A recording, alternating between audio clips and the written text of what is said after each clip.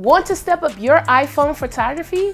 Check out these 5 tips that will instantly make your photography better.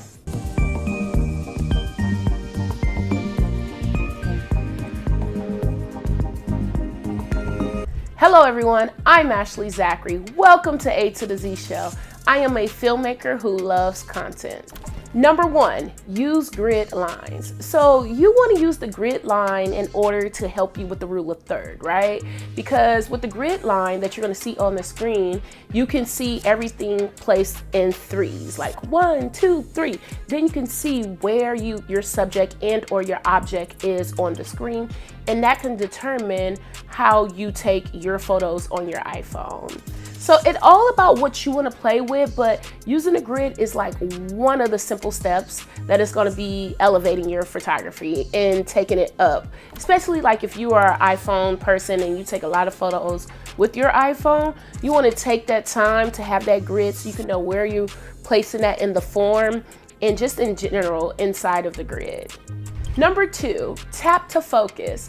So depending on what type of shot you're getting, you want to tap on your iPhone in order to focus in on the subject and or the object, right? And when you do that, you're making your photo clear, right? You don't want a blurry photo, because if you have a blurry photo, then you're gonna be like, oh man, I didn't see this. So for me, when I'm doing shots on myself or anything like that, I like to have like a little clicker that I can click in order to take my photo, so then you can see like bam, bam. But I also make sure I lock my my focus. So if you lock your focus, it's not gonna go in and out, because sometimes it goes in and out, and you don't wanna do that. Number 3, adjust exposure. So after you tap to focus on your iPhone, you want to take your time and slide up and down in order to see if it's going to go brighter or lighter. Of course, you go up, it's going to go brighter. You go down, it's going to go darker. So depending on what setting that you are shooting your photography, your iPhone photography in, that depends on how much light you're going to need. So if you're shooting at 12 o'clock in the day, which is good, it could be also bad, depending if you want that golden hour. You know that golden hour is gold, okay? That's why it's called golden hour. But if you are at 12 o'clock, that means the sun is like sitting directly on top of your head.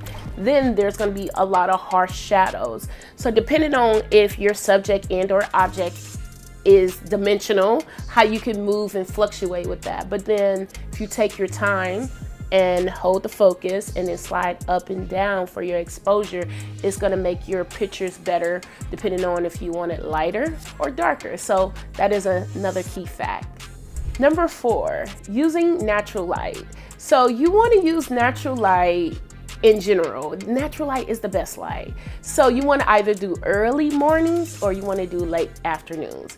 Then your pictures is going to be the best when you're doing that. So that's one thing to consider when you are doing iPhone photography and you are getting your iPhone. So when you have your subject, most likely it's a model or yourself, you really have to play with it. But you also want to get up early in the morning, get that nice sun, golden little sun that's getting ready to peak, or you want to get that golden hour. That golden hour, it just makes you feel good. Like, ooh, the sun is there, okay? So you want to use natural light at best. You want to try to use natural light if you're doing anything. I'm still learning to use my flash, and sometimes with my Sony, things be good, but we're not talking about a Sony. We are talking about an iPhone. Number 5, hold steady. So you want to use a tripod, or you want to set your iPhone up on a stationary place where it's a flat surface, so then it's good. But if you're gonna hold your hand steady, you want to make sure, so if you are moving, you're gonna make blurry photos, and you don't want those. You want to take your time. I like to take a deep breath or even hold my breath when I'm taking iPhone photography shots or any photography shots. You just click.